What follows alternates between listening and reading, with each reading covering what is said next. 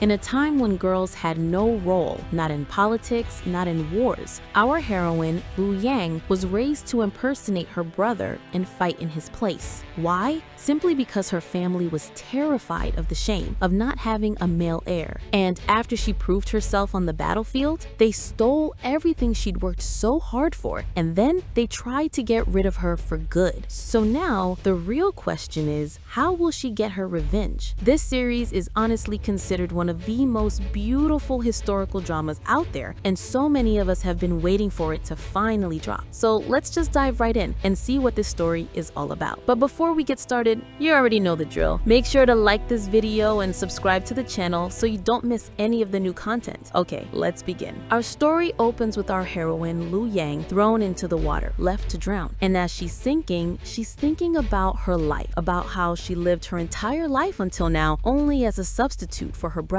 Her parents never let her show any feminine side. They even made her wear a mask all the time. As soon as she was old enough, they enlisted her in the army, and there she actually managed to prove herself, becoming a great and well-known general called Rofi. But unfortunately, despite all her strength, she couldn't save General Chao, the man who taught her everything and treated her like his own daughter. She and her soldiers arrived too late, and he died before she could reach him. And just as she was about to break down from the grief, his son, Xiao, showed up. He accused her of betrayal. He said his father had sent for her early, begging for reinforcements, but she arrived late, and because of her, he died. As punishment, Xiao took her sword from her, one of only 2 special swords. His father had given one to him and one to her, and she was just shattered. He'd completely misunderstood her. Later, at home, her father drops another bombshell. Her brother has returned from the temple, and he's going to take her title now. She's to go back to being their daughter, Lu Yang. All this time, the family had claimed she was the one receiving treatment at the temple, but in reality, it was her brother who was there. And now he shows up, all smiles, telling her to hand over her title, but she refuses. She tells him she needs that title first to testify in front of the emperor that General Chao was innocent, because right now, he's being accused of being a greedy, bloodthirsty leader who got 30,000 of his own soldiers killed. And then her brother Rofi looks her in the eye and says, "But that's actually true." She argues, "No, of course not," but he doesn't even care. The next day in court, Xiao tries to defend his father. He tells everyone, "If you don't believe me, ask General Rofi," even though he can't stand her. But then Rofi shows up and testifies that his father was indeed thirsty for blood, that he sacrificed his soldiers out of pure greed. Xiao can't take it. He stands up, tries to hit him, and in the struggle, he tears off his mask. And that's when we see the one testifying as General Rofi isn't our heroine at all. It's her brother. No wonder he gave false testimony so easily. Of course, after that, Xiao is sentenced to 20 lashes. He begs the emperor to let him form a new army afterward, promising to prove his loyalty again. The emperor agrees, but tells him he's on his own. So Xiao decides that's exactly what he'll do. Meanwhile, we find our heroine blind and trapped in a temple. It turns out her parents, with her brother's help, poisoned her when she objected to their plans, and then they just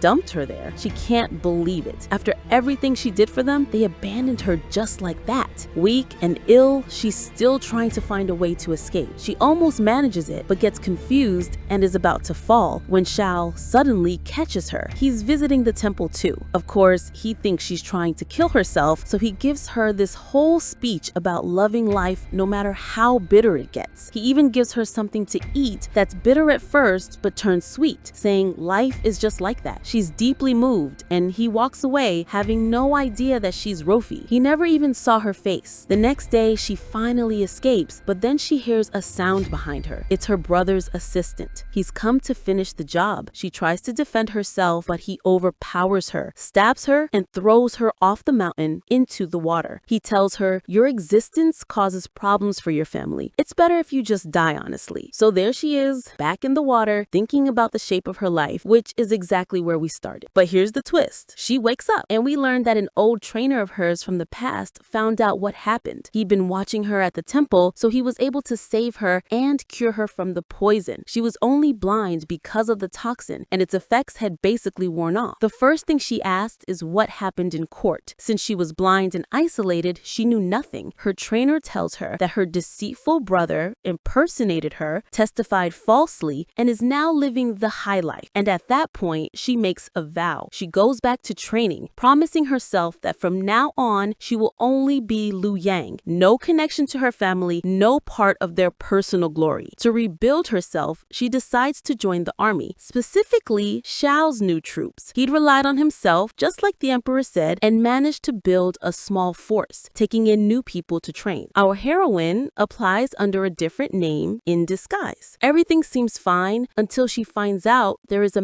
medical exam that would totally expose her. She's scrambling for a way out when she sees Zhang, Xiao's relative, getting thrown from his spooked horse. She quickly saves him and controls the horse easily. But the way she handled that horse, Xiao notices it's the exact same method used by General Rolfi's soldiers, so he starts suspecting her right away. She notices his focus, but plays it cool. Anyway, she gets accepted because of the horse incident. When she joins the other soldiers, she finds this really diverse group. There's a criminal, a hunter, a warrior from another army, and she honestly likes the atmosphere. She's been so lonely, you know? The next day, she's up early, like really early. Even Xiao notices her energy, and he makes his soldiers wake up everyone else by throwing water on them. So of course, they all get mad at her for making them look bad. She doesn't care though, and gets ready for the first day of training. She tries to reassure this one guy, scared, that the first day is the easiest, relatively speaking, but then she finds out the training camp is brutally hard, and she's the weakest one there. Xiao watches her from a distance, confused. Is she truly this weak, or is she pretending so she won't be exposed as a spy from the Rolfi army? Later, when they move to weapons, she's excellent with the sword, but with the bow, she doesn't even know how to hold it. Everyone starts making fun of her, and with the spear, she's so clumsy it falls right out of her hand. Xiao is just baffled. What is wrong with her? He orders his men to investigate her background. Exhausted, she decides she needs a hot bath. She finds the bath empty, so she gets in. But foolishly, she doesn't consider that someone might come in, and not just anyone, but Commander Xiao himself. She tries to hide under the water, but he senses her immediately and tries to grab her. She slips away, hits him, and runs out. And when he sees her running, he knows it's her. She's the shortest soldier. And now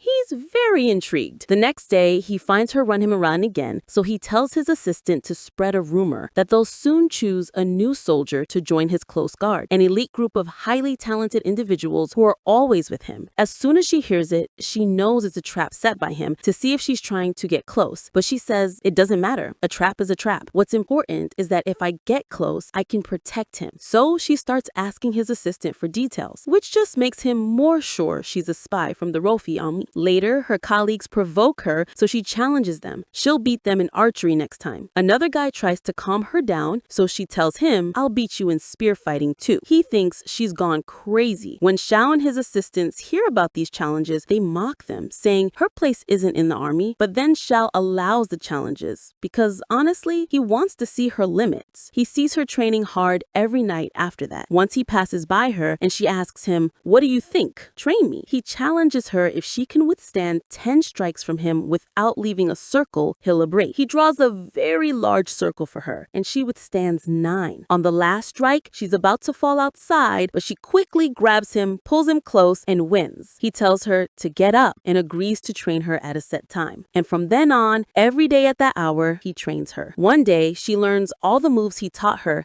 and goes to his tent to tell him, but she finds her old sword there, one of only 2 special ones. His father had given one to him and one to her, and she was just reminiscing. Her thoughts are interrupted when Xiao arrives, and he notices how interested she is in the sword, so he pays even more attention to her. On the day of the competition, she doesn't need to speak. She defeats the first guy easily. In the spear competition, she's about to win quickly too, but Xiao tries to distract her and throws a small stone at her.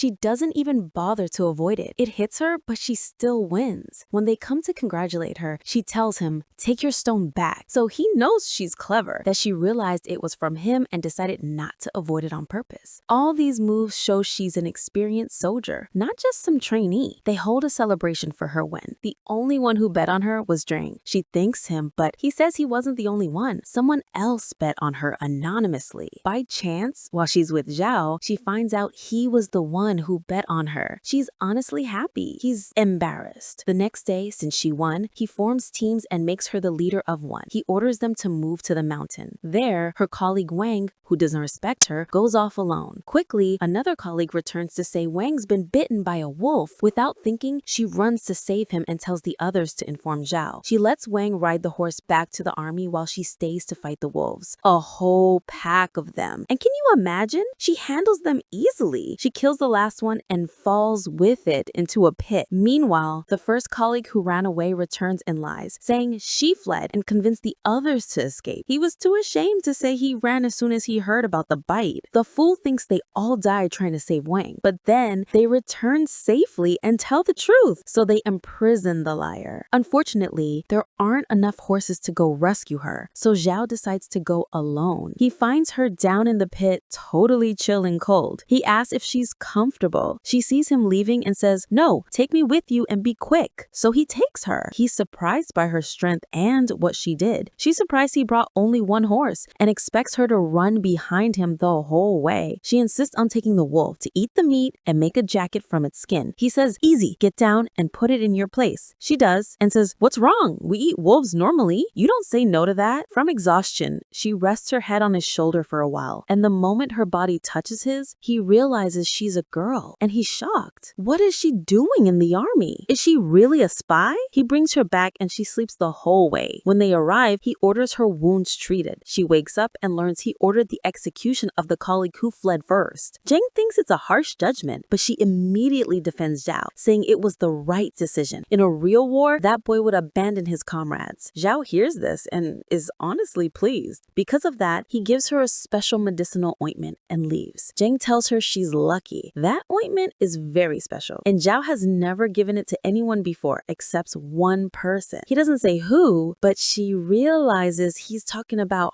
her back when she was Rafi, injured during training, and he gave her the same ointment. She becomes so sad, remembering how her persona was betrayed because of her brother's greed. Later, they light lanterns for the souls of the dead. She learns from Zhang how much Zhao has suffered. His mother died young and his family couldn't stand him. She feels sorry for him and goes to comfort him. He's happy to have her around, and she's honestly falling for him. The next day, he announces an important team competition. Collect the most flags. They've distributed 15 flags in the forest. Her team collects 7. The other team, led by a talented guy named Li, also collects 7. Li is about to get the 8th, but she appears out of nowhere to take it. When she can't, she challenges him to a duel. Winner takes all the flags. He agrees. While they're fighting, she notices his moves are strange, not like a trainee. She wins. Zhao expected it. He's supposed to hold a celebration and choose her for the battalion, but he doesn't. He postpones everything. Her team is angry, but she thanks him for training her and assumes she's in. She sits talking to him about her army dreams, all happy, until the day of the celebration when she finds out from his assistant that he chose Li instead of her. She's shocked. Everyone says, "How? She's the strongest. She beat him." The assistant says the evaluation was comprehensive, so no questions. She's so disappointed, she starts drinking. Drunk, she goes to Zhao calling him by his name and asks, "How could he do that to me?" Then this crazy woman draws one of the 2 swords and starts moving with it until she accidentally breaks the hilt. Then she gets scared. Later, he tells her he chose Li because he knew he was the spy. She says, "You're clever, but you should be more careful." Then she goes to sleep. When she wakes up, she's thinking how to apologize when she hears the voice of the same man who tried to kill her. It's her brother's assistant delivering an invitation to Zhao from an official named San. She asks who he is, and he says he's just delivering something. She wants to know what it is. She later learns it's an invitation in the name of Xiao and his relative Zhang, who's very surprised since he's usually marginalized. But then he focuses on the name and remembers. Years ago, the minister's San family arranged a marriage for him, but he ran away because the bride was the daughter of the imperial doctor. In his opinion, her family family was crazy. She was always experimenting with mixtures. Zhao tells him he has to go. Zhang is worried and tells Luyang what happened. She immediately says, "What if I pretend to be you and go in your place?" Zhao loves the idea. He knows Minister San doesn't like him anyway, and this is a chance to see her capabilities. He agrees. The next day, she gets ready in Zhang's clothes. He's amazed by her beauty but controls himself. He says, "What is this? You're even more stubborn than him." He walks ahead. She follows, annoyed. At Minister San's residence, he's shocked when he sees that she keeps ordering a ton of food. Every time he objects, she says, "Surely, Brother Zhao, you wouldn't be stingy with your relative Zhang." He reluctantly agrees, but later forces her to finish all the food. While she's resting, he pretends to play with his assistant, but is actually telling him to observe Minister San and his son while he watches Luyang. As expected, she leaves her room immediately. She follows the servant who delivered the invitation to a pleasure house. She's sure Zhao won't follow. He's too respectable. She changes into a dancer's clothes and is about to leave with the servant when a woman pulls her to dance. She amazes them with a sword dance, but then she sees Zhao in front of her. She gets nervous, but he pretends not to know her. However, Inspector Zilland, who's also there, recognizes her. He remembers when she once tricked him pretending to be a fortune teller because she needed money, even though she gave it back in the end. He knows it's her and realizes she's a girl disguised as a man. He plays his flute for her, teasing her. She keeps dancing beautifully. Even Zhao throws her a rose. After, she's worried he recognized her. And of course he did, but he plays along. He goes to greet the inspector,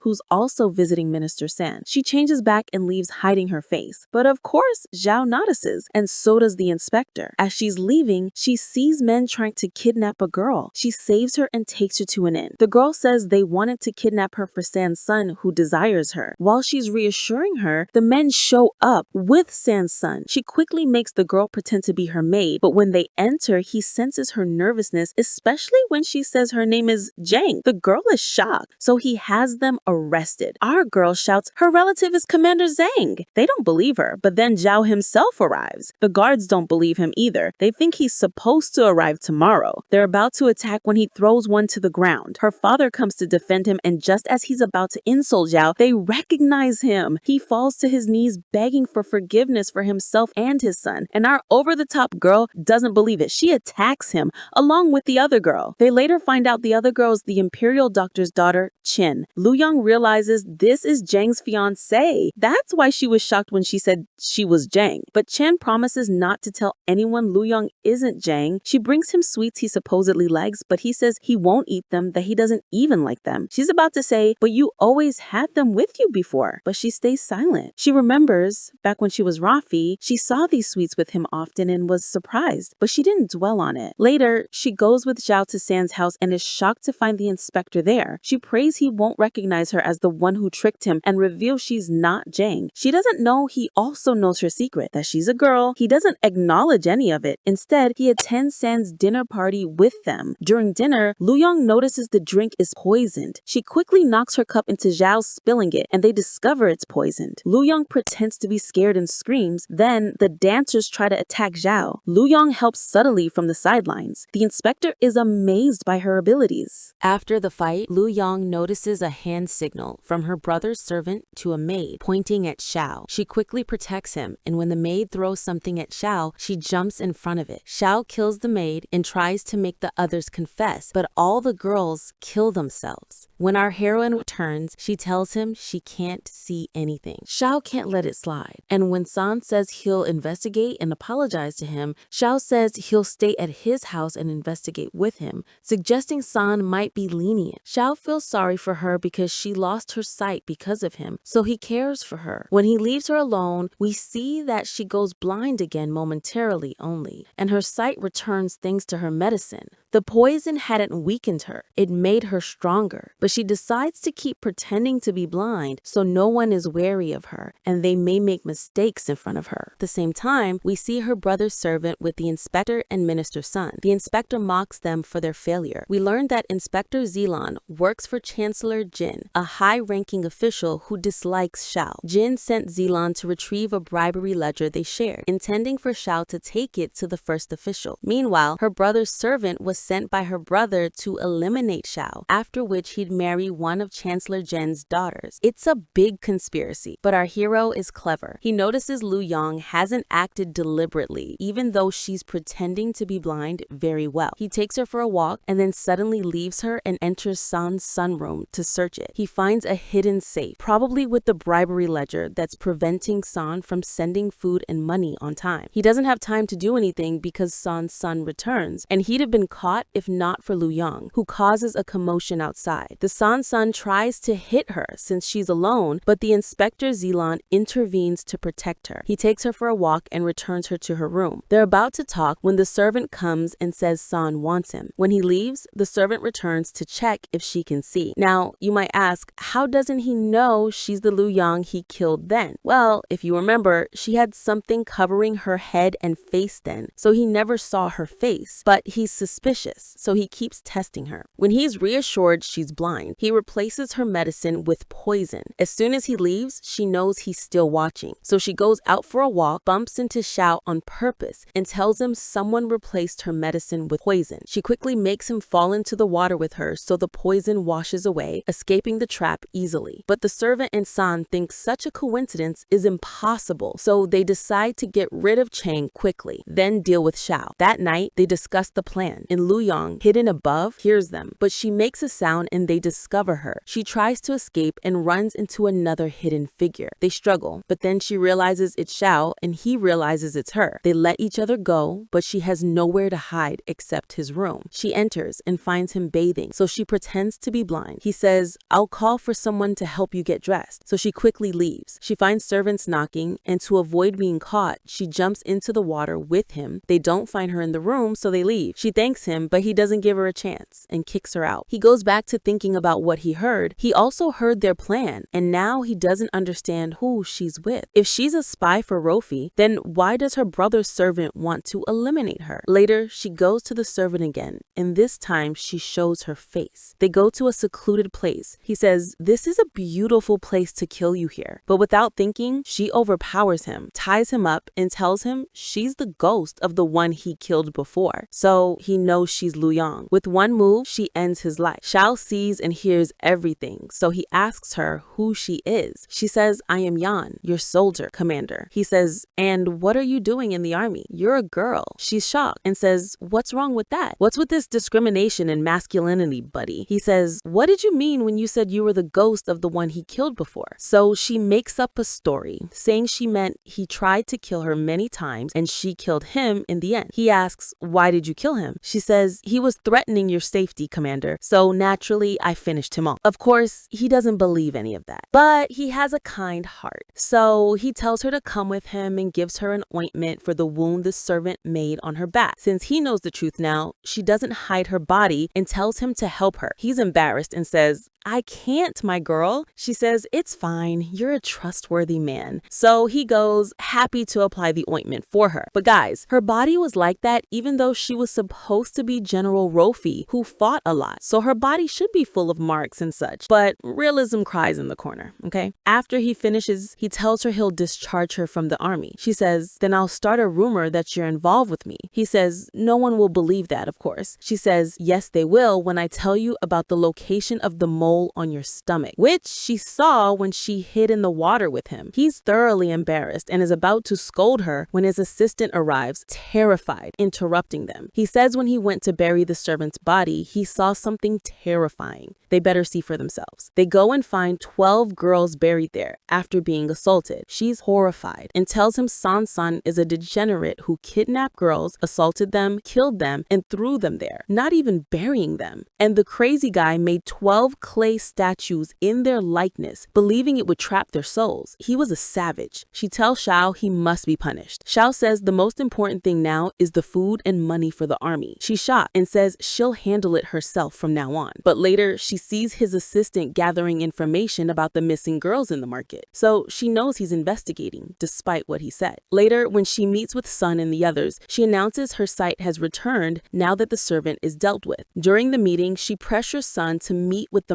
merchants because he's blaming them for the delay in food and money, claiming they're not paying taxes. San is afraid they'll accuse him of corruption, so he refuses, but they all insist. Even the inspector supports them because he wants something to happen at the meeting the next day so his maid can steal the bribery ledger from the safe and deliver it to the chancellor, finishing the matter. The next day, they gather with the merchants who are too afraid of San to speak up. Then it's suggested they take a walk together in the house, and they're taken to the place where the daughters are buried. The families are horrified, and San, terrified, scolds his son. How could you not bury them properly? When the families attack him, he says he's innocent, and it must be a trap set by Xiao. But when the truth comes out, he falls to his knees, begging for mercy for himself and his son, promising to tell them everything. At the same time, Zilan's maid steals the ledger from the safe, but Xiao's assistant tries to take it and fails. She escapes and delivers it to Zilan, who's pleased. Xiao's assistant is upset, but Xiao tells him not to worry. The problem is, without the ledger, they can't reclaim the money or food for the army. But then, after the families see that Xiao restored their rights and avenged them, they, along with other merchants, bring a lot of goods as donations to the army. Everyone is happy with their courage, but Xiao, of course, keeps his stern expression. Inside, he's kind. When he finds that 3 of the victimized girls have no family, he buries them together in a respectable place and visits them with the others, writing on the tomb for freedom, wishing that if they're reborn, they won't be wronged just for being born girls. At that time, Zilan remembered his mother, whom everyone accused of dishonor. We learned she had him out of wedlock, so his relatives adopted him to cover the scandal, and his mother lived in oppression and misery until she died. He regrets there was no official like Xiao back then to get her justice. Later, they say goodbye, and Zilan says goodbye to Lu Yang. He tells her he knew from the beginning, so she thanks him for not revealing her secret. He comes closer and says her dancing was beautiful, and he won't reveal that either. Then he thanks her. Our jealous hero sees this and frowns. They finally return to the rest of the army, and Chang is shocked to see them returning with his fiancée. He runs away, and she runs after him. Their colleagues calm them down. Later, during training, they're practicing in free springs. Her clothes get wet, and she refuses and is about to leave, but they grab her wrist. She runs from them. The one who saves her is the weak-looking guy, Nian, who's physically frail. From then on, they practically pamper him. Whoever brings him medicine or good food is rewarded. She becomes jealous and tells him he's the cause of it and everyone is ignoring her. Later, he tells her she can sleep in a place near his tent. She agrees immediately, not believing it. His assistant is surprised, and Xiao says, so she can be under my eye. When she enters, she finds it well equipped and knows he prepared it for her early. She seizes the opportunity to chatter with him. They become neighbors, but he closes the door in her face. She stands behind it, chattering again. He says, be quiet, this is my house. But she keeps talking. As for Inspector Xilan, he returns the bribery ledger to Chancellor Jin, who's very happy. Then Rofi, the heroine's brother, comes to apologize that his servant failed to kill Xiao. The Chancellor says it's fine and has prepared a new problem for him. Indeed, we see Xiao gathering the soldiers at night to move quickly to a village where there's a rebellion. He leaves the camp to his assistant Zhang and a few new trainees, including our heroine. She wakes up the next day to find all this and sees the camp's Dr. Song bringing a dying man he found in the forest. She focuses on his hands and the marks on them and is uneasy. The next day, when she enters to give him medicine, she finds him hiding a paper. She tries to take it. It's a secret message. He claims it's the last thing his dead wife wrote. She pretends to believe him. She argues with Song, saying she doesn't like him. The next day, she shoots an arrow at him to test his reaction, and he dodges it easily. She finds Song with him again, apologizes, and leaves. But at night, she sees him escaping, so she follows him. Suddenly, she finds the body of a soldier from the camp and realizes it's a trap to frame her for murder. Indeed, Zhang thinks so and orders her imprisoned until Commander Xiao returns. In prison, Zhang visits to reassure her. She says, don't worry about me, and gives him a paper to deliver to Zhang. It's a drawing of the camp's defense plan, but Zhang doesn't pay attention and just tells them to increase the guard. Their numbers are so large that the enemy army, the Woto, easily breaches the place. Zhang is panicked and doesn't know what to order until our girl appears and motivates everyone to fight and defend the camp. But first, she has to defeat the leader and demoralize them first, because their numbers are larger, and her plan works perfectly. But their leader is strong and stabs her multiple times. Everyone is worried, but they're surprised to see her covering her wounds and continuing. Their leader is amazed and says she reminds him of General Rofi. No matter how much he was hit, he'd continue too. She's affected, but keeps going. going and is about to win when he threatens Song. To protect her, she's stabbed again in the shoulder, but she overpowers him. Despite her severe injuries, she encourages her colleague to attack the other troop. Finally, the commander arrives with his troops and supports them. He's terrified for her and runs to catch her, but she loses consciousness in his arms. His relative, the doctor, reassures him that her wounds are serious, but she'll live. He's surprised to learn from her pulse that she's a girl, but he jokes, "So that's why you were sticking to her," and takes the supplies from him to clean her wounds himself. The next day, she wakes up and finds him very worried. Zhang apologizes for not believing her, even when she gave him the defense plan. At that time, she pretends to fall asleep again, because if he saw the plan, he'd suspect her more.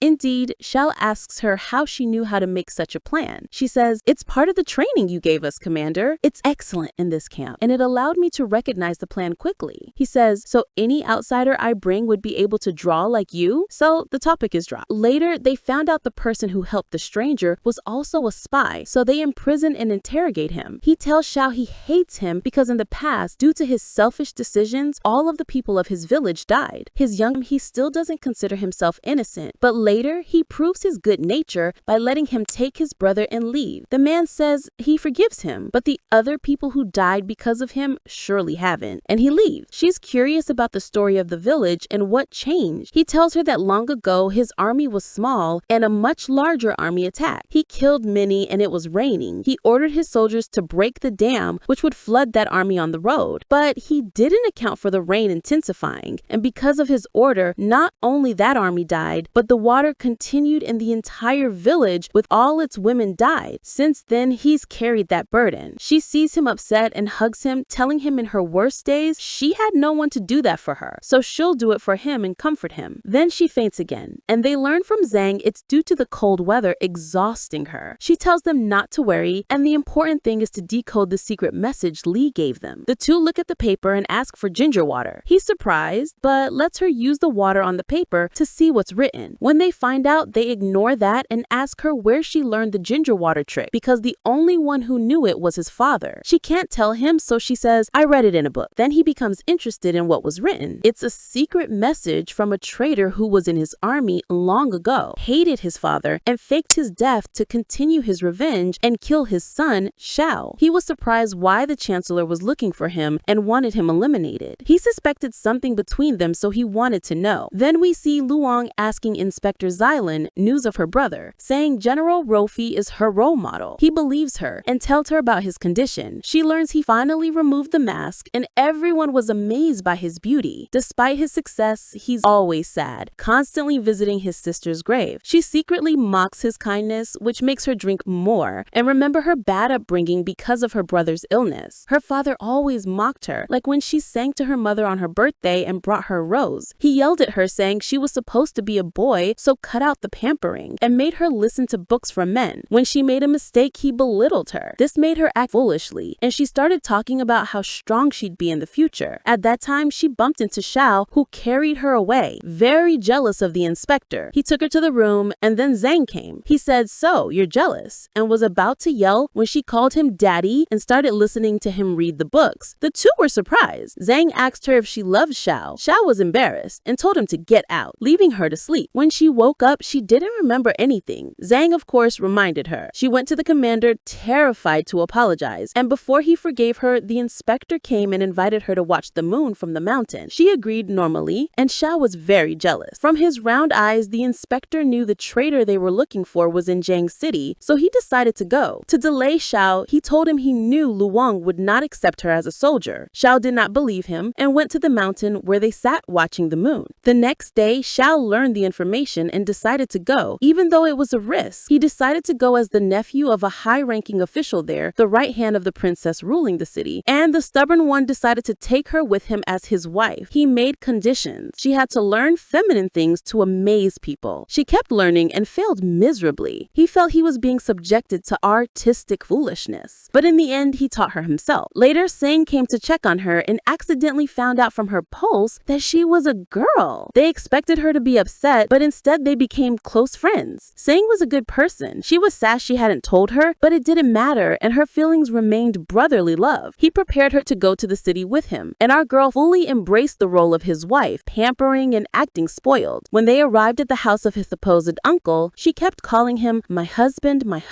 until he got annoyed. They thought they were newlyweds, so they prepared a room and hung very strange things. When our hero saw them, he was embarrassed and tried to prevent her from seeing them, but since she was a girl, it didn't matter. And she said, "It's normal, sir." He didn't understand, but tried to divert the situation and took her for a walk. She insisted on entering a clothing store. A woman there was interested in him, but he only talked to Yen, telling her to choose anything. The woman became jealous, and anything Lu Wang touched, she took first. Lu Wang tried on many outfits. The woman was about to get angry when he arrived and asked what was going on. The woman said, "Your wife is difficult, and if she'd asked calmly, she'd have given her what she liked." He said, "God forbid I ask my wife." He embarrassed her and later bought Lu Wang the most expensive thing in the store. The other woman was frustrated. It turned out she was a relative of his supposed uncle. They saw her at a dinner party and she tried to embarrass Yan, asking her to play for them. Our girl decided to deprive them of her art and said, "My husband saved me." He told them, "Guys, my wife only plays for me. If you insist, I will play." The girls forgot about embarrassing her and focused on him. She laughed and they were impressed. Later, the girls didn't leave her alone and tried to embarrass her again. She ignored them and said, "My husband is like a breeze. He does everything for me. So girls, you need to be pampered by your husbands. But other than that, be strong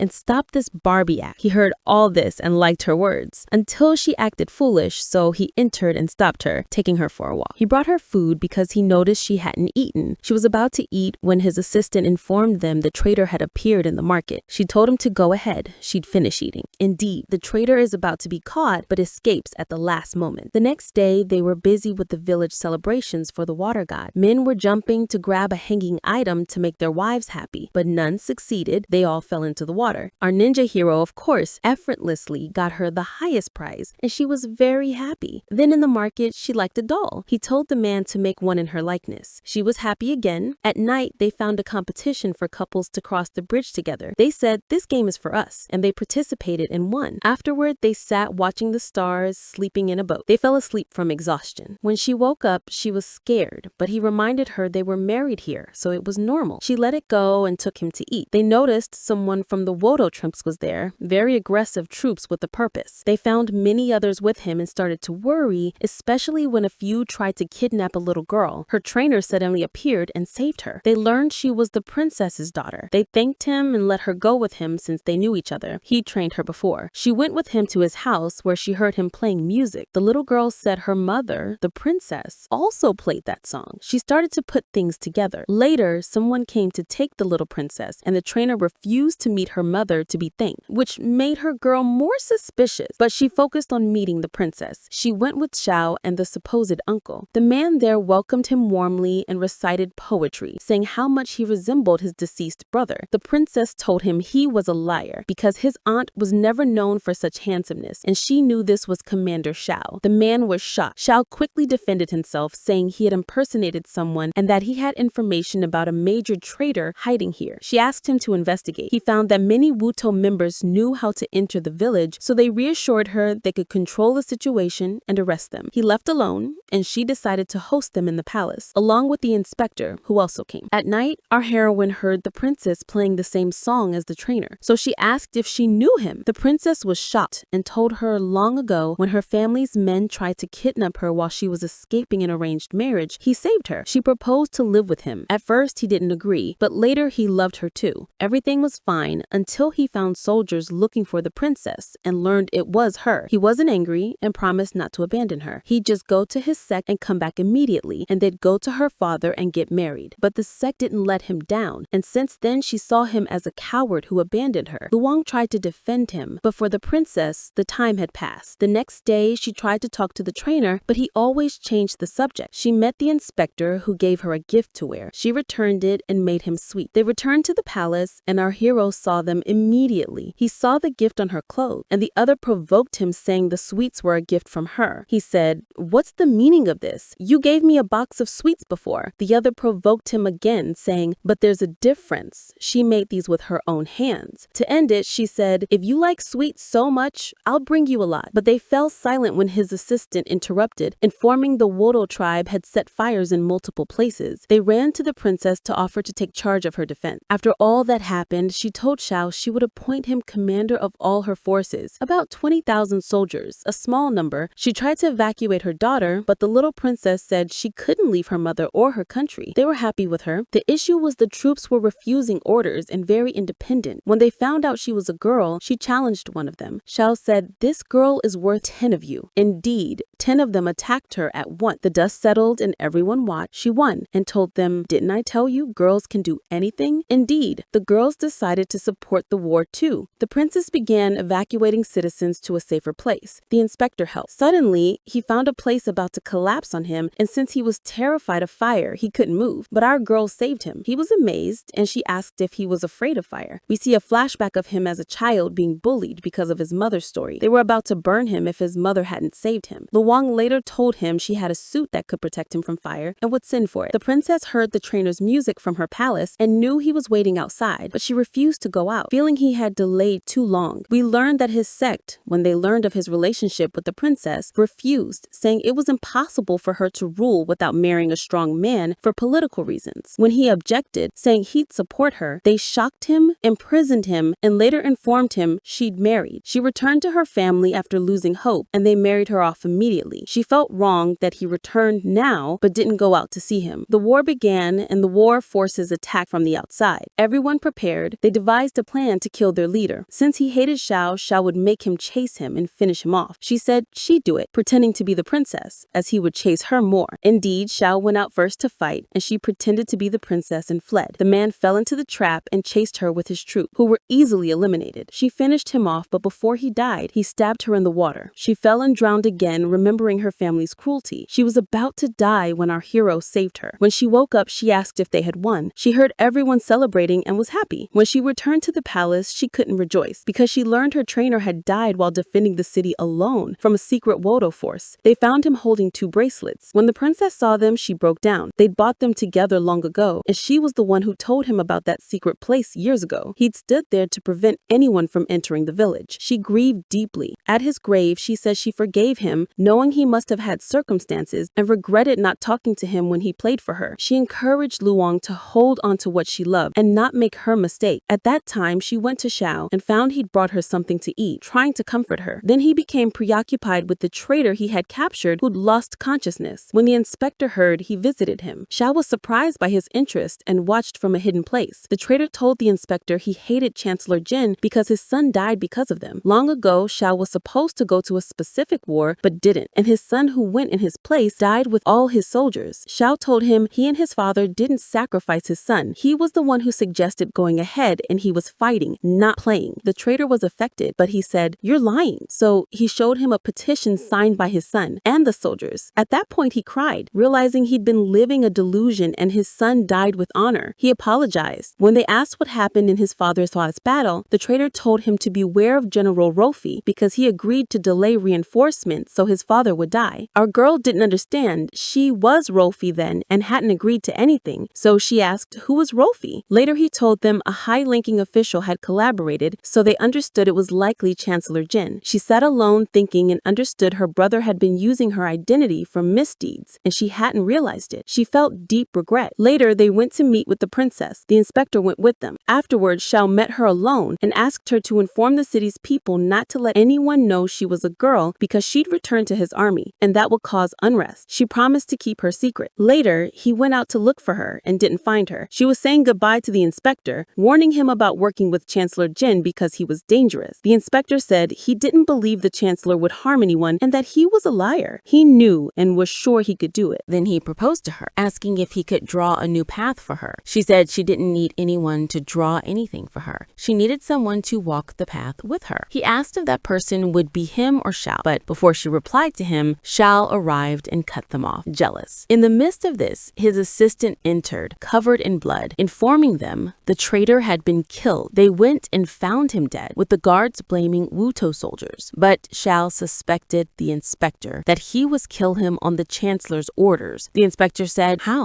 I was with you at the princess's." He was vile, creating an alibi because he expected the chancellor would send someone to eliminate the traitor. Our heroes were taken by Zhang to a nice place the next day. He remembered a time he joked with Xiao about visiting Lu Yong's house. She was with them as Rofi then, so the memory saddened her because for Xiao now, Rofi was the traitor. When they entered, they found the city's judge, once Xiao's friend, who distanced himself after his father's crisis. It turned out he'd promised to have his father support Xiao's father, but couldn't, so he apologized after the court session. But at that time, the inspector said, "Maybe your father is really as they say." Xiao was upset and hit him. Since then, they'd been estranged. They returned and heard beautiful singing, the same artist they'd seen at Lu Yong's place. She was a great artist who impressed him then and now. She entered, greeted them, and Lu Yong became jealous of Xiao's attention to her. But later, she was affected by the girl's story. She'd loved a man who proposed, and she left art for him, but he abandoned her and turned their life into hell. So she left him and returned to art. Xiao said, "Don't worry, I'll introduce you to people I know." Lu Yong understood he was trying to set up his friend the inspector with her. Indeed, the inspector was interested. He was her ex-husband. He'd loved her deeply, challenged his family for her, which cost him his position and family. After marriage, he hated himself, always drinking. Lu Yong scolded him, saying he not only upset Xiao by accusing his father, but also when he married, he wasn't up to the responsibility. The man was upset, apologized to Xiao, then to his wife, and they forgave him. The next day, Xiao was shocked to find a farewell letter from her. He didn't understand. He went to say goodbye to his friend and his wife, who asked about their other friend, the clever one, Rofi. He told her they were apart now. She was shocked and said it was logical since she was a girl. He was shocked and asked how she knew. She said it was obvious. She was wearing a binder to conceal her chest, and she joked with her about it and she laughed. At that time, he remembered everything with the heroine and understood she was Rofi. He didn't know the details, but for him, the girl he loved was Rofi, who caused his father's death and destruction. Will he know the truth or not? And will her brother, that wretched one, be avenged? Or will we remain confused? This is what we'll learn in the second part and final part, which will be released on my channel. I'll leave the link for you in the first comment. And since I'm not strictly committed to release dates for these second parts, I'll make a deal with you. As soon as this channel reaches 1,000 subscribers, the second part will be released immediately. If it reaches you today, you'll find it today on my channel. If it reaches it tomorrow, it'll be tomorrow, and so on. This isn't a hardship, but it's really very important for me to hit my first 1,000 subscribers. And I would have enjoyed my work more if you tell me if you like the series down below in the comment. Don't forget the like and subscribe to the channel. Bye. See you in a new video.